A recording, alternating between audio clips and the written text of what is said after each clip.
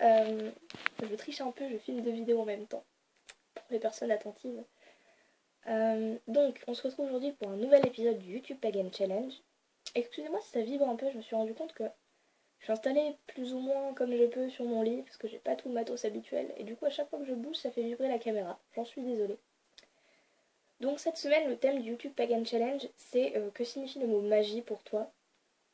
Quand j'ai vu la question, je me suis dit bon, c'est parti pour une bonne demi-heure de vidéo, donc je vais essayer de faire concis, mais je vous cache pas que j'ai pas réussi à la préparer.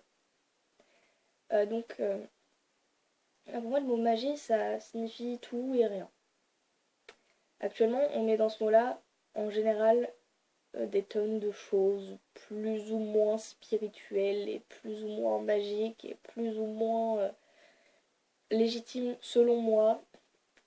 Et du coup, c'est au final un truc très fourre-tout.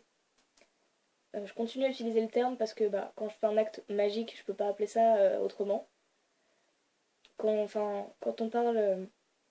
j'ai toujours du mal à utiliser le mot ésotérisme et travail ésotérique parce que chacun définit le mot ésotérique différemment. Pour moi, l'ésotérisme, c'est ce qui englobe toutes les pratiques magiques. Pour certains, ça va être quelque chose de beaucoup plus spirituel, de beaucoup plus profond, de beaucoup plus connaissance de soi, alors que pour moi, pas du tout.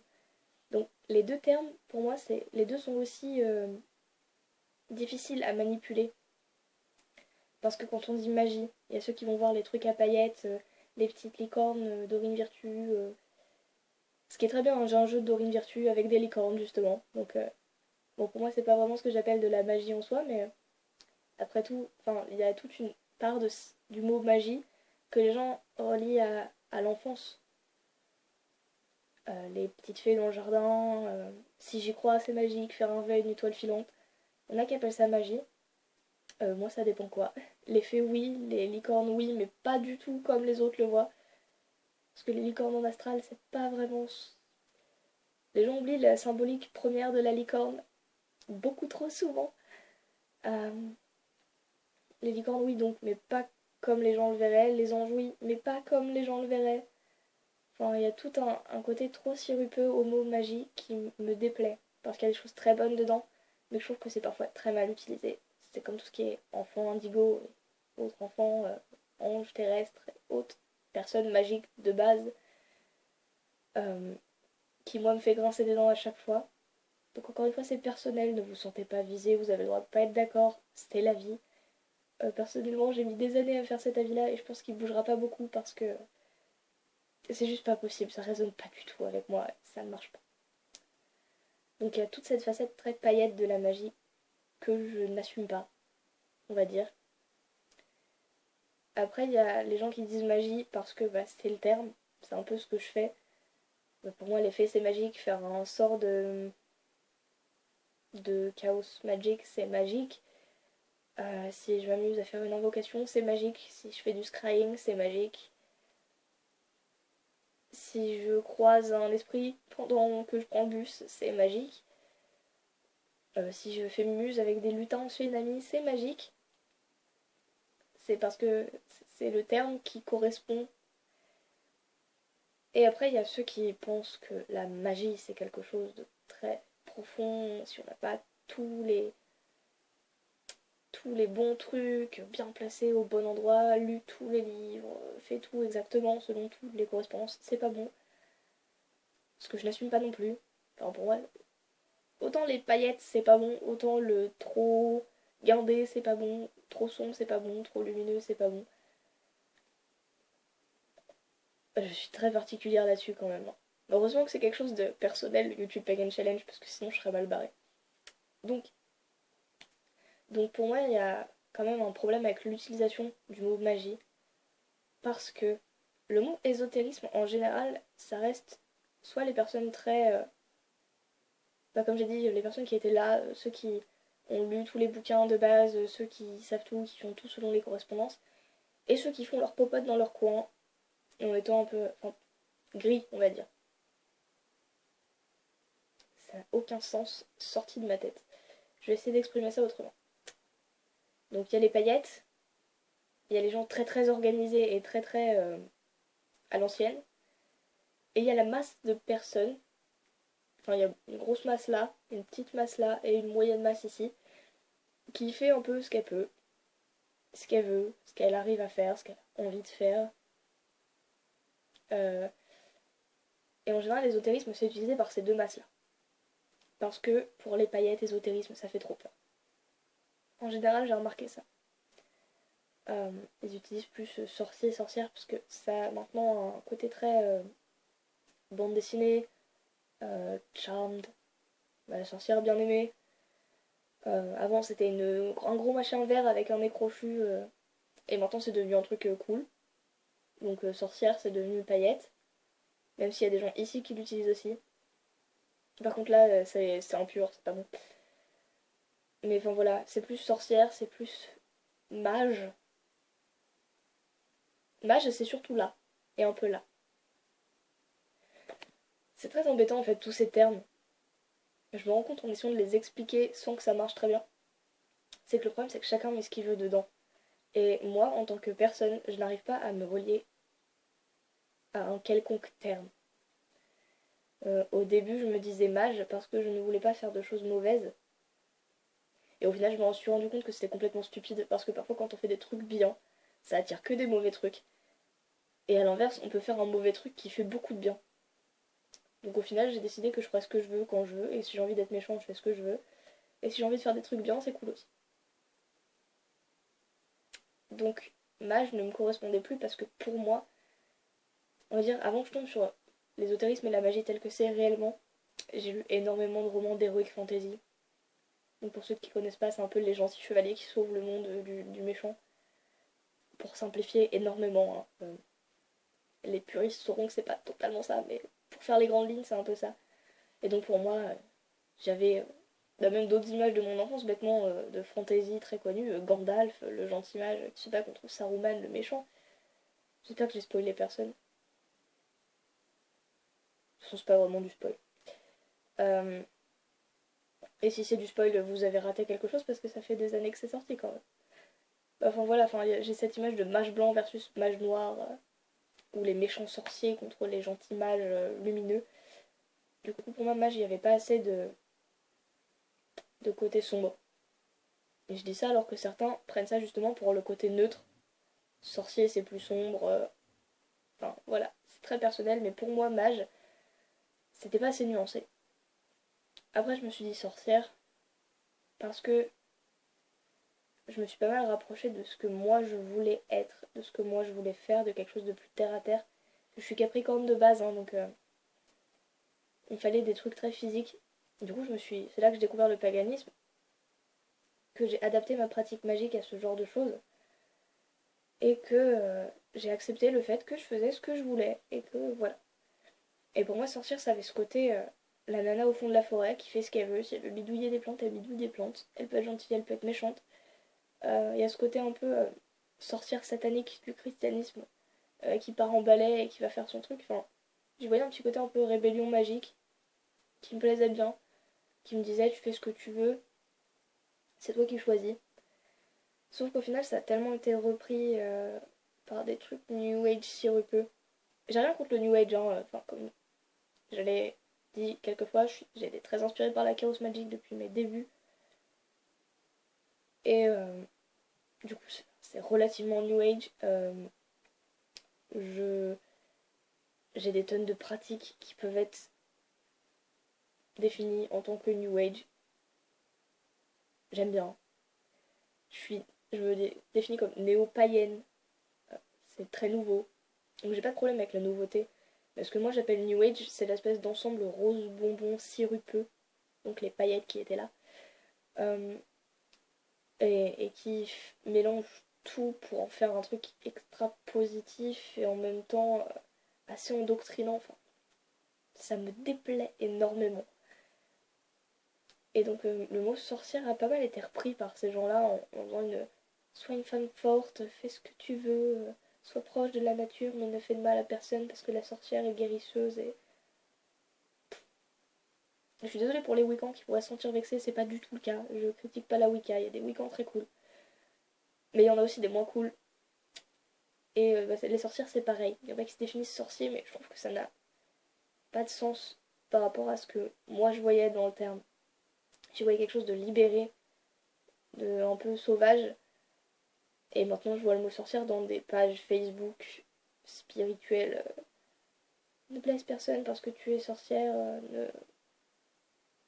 Je sais pas, sois libre, sauvage, ose parler de trucs parce que tu es sorcière. Je sais pas, je trouve qu'il y a trop un côté communautariste qui me déplaît. Ce qui peut paraître stupide parce que je partage ça sur YouTube et je fais un challenge qui est donc relativement communautaire. Mais en vrai, j'aime pas. Enfin, je me relie à aucun courant, je me relie à aucune communauté. Et du coup, voir le terme que j'aimais être repris, ça m'a totalement détaché du truc. Donc maintenant, même si au fond, moi, je me définis pas comme étant chaos, c'est ce qui me représente le plus, je pense. Donc je pense que si quelqu'un me pose la question, je dirais que je suis chaos. Parce que même si je suis beaucoup moins perché que certains, je trouve ça très drôle, les chaos qui se barrent dans tous les sens, je trouve que c'est énorme et qu'ils ont vraiment saisi le concept du truc. Donc même si je suis pas comme ça, je pense que actuellement, les termes ont tellement tous été repris de toutes les manières que je ne sais plus dans quoi me mettre. Donc le terme magie, tout autant que le terme mage, me correspond pas parce que tout le monde l'utilise n'importe comment. Du coup, moi je l'utilise à ma manière, mais en même temps, ça a bon. Pareil avec le terme sorcier et sorcellerie. Pareil, ça m'a plu une période, mais je sais plus trop quoi en faire. Le terme ésotérisme, je ne sais plus non plus. C'est le problème quand des mots qui, à la base, ont de l'ancienneté, des significations, sont repris par tout le monde de plein de manières et qu'on y recolle des nouveaux trucs de partout. Je trouve que ça perd totalement de son essence et que je sais plus quoi en faire. Donc que signifie magie pour toi? Pas grand chose. Après, pour ceux qui voulaient une vraie réponse, pour moi la magie c'est l'art de manipuler les énergies subtiles, machin. C'est pas ça. Pour moi la magie en fait je sais pas ce que c'est. Je suis pas théoricienne, je suis pas rat de bibliothèque. J'aime tester. C'est quelque chose, quand j'étais petite je faisais des rituels de bannissement des mauvaises énergies dans ma chambre. J'allumais toutes les lumières, je mettais de la musique à fond. À l'époque c'était du Lori parce que je suis de la génération comme ça. J'allumais toutes mes lumières, je mettais la musique à fond parce que je pensais que la lumière et la musique joyeuse, ça éloignait les mauvaises énergies. Et je sautais sur mon lit en chantant à fond. Et j'imaginais très très fort que ça enlevait toutes les mauvaises choses de ma chambre. Ça marchait super bien. Je le fais plus comme ça maintenant parce que bon, déjà j'écoute plus Laurie depuis des siècles. Et en plus j'ai trouvé plus simple. Et voilà. Mais c'est quelque chose que je faisais déjà avant même de savoir que ça existait. Et que, du coup, quand j'ai découvert tout l'ésotérisme, la magie actuelle, ce qui existait, je me suis dit, mais c'est génial, ça existe pour de vrai, et c'est tout.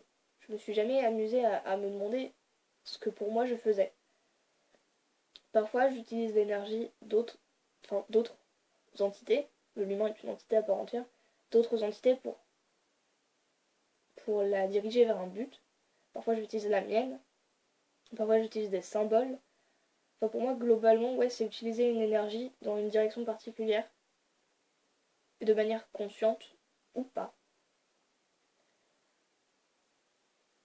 Et c'est tout. Je suis peut-être trop instinctive pour vraiment théoriser tout. C'est fort possible. Peut-être que je serais pas assez. J'avais connu quelqu'un. L'instant anecdote. Attendez, je me rassois mieux.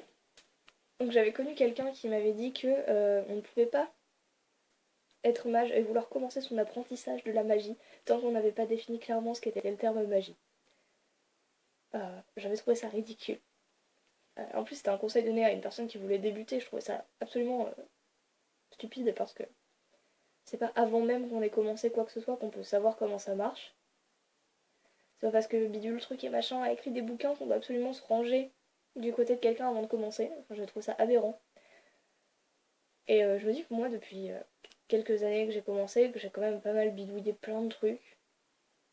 J'ai marché dans un peu toutes les traditions possibles. J'ai fait mes propres trucs. Je me suis foirée. J'ai réparé. Je me suis J'ai réparé des trucs qui n'avaient pas besoin d'être réparés aussi. J'ai fait fort. Mais au final, ça me donne pas plus de compréhension de ce que c'est parce que pour moi, c'est quelque chose de très instinctif, c'est quelque chose qu'on peut tous faire. Donc je mets pas de dénomination sur magie. Enfin quand je dis la magie, c'est trop réducteur encore. Parce que c'est une espèce de force qu'on est tous capables de développer, qu'on a tous en plus. Il y en a certains qui font de la magie sans s'en rendre compte. Enfin tout ce qui est poltergeist, n'importe qui peut en faire. Parce que c'est le mental, c'est l'énergie qu'on met dedans. Et, euh, et même j'utilise pas le mot énergie correctement, il y en a plein qui ne m'aimeraient pas pour avoir utilisé le mot énergie comme ça, mais enfin, pour moi tous les termes utilisés ne pourraient pas exprimer le mot, enfin l'idée de magie. Donc ouais, on va dire que pour moi c'est manipuler des énergies, manipuler un peu la toile du monde pour en faire ce que je veux. Je peux attirer des choses, je peux en éloigner d'autres, je peux protéger des trucs, je peux en faire péter d'autres.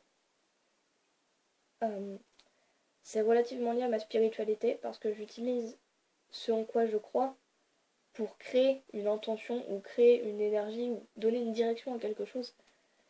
Mais je pourrais pas rationaliser ça plus. Bêtement parce que je suis pas faite pour ça. Il y a des gens qui le font très bien. Qui savent très très bien expliquer ce genre de choses très subtiles et qui savent bien le théoriser. C'est absolument pas mon cas. Parce que je pense que c'est quelque chose qui doit plus être vécu, ressenti, testé, plutôt que quelque chose qui doit être lu.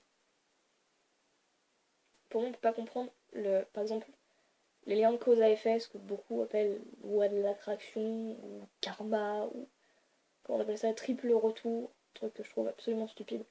Je veux juste ça une loi de cause à effet. On peut pas comprendre ça tant qu'on n'a pas essayé.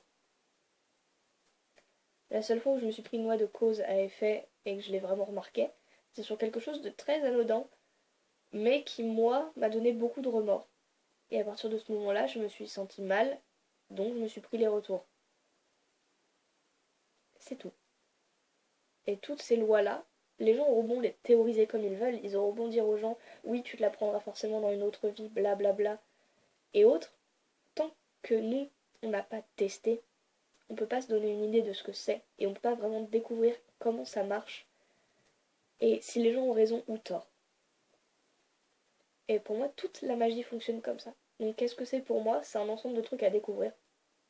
Un ensemble de trucs qu'on devrait tous tester, parce que ça ne s'apprend pas dans les bouquins.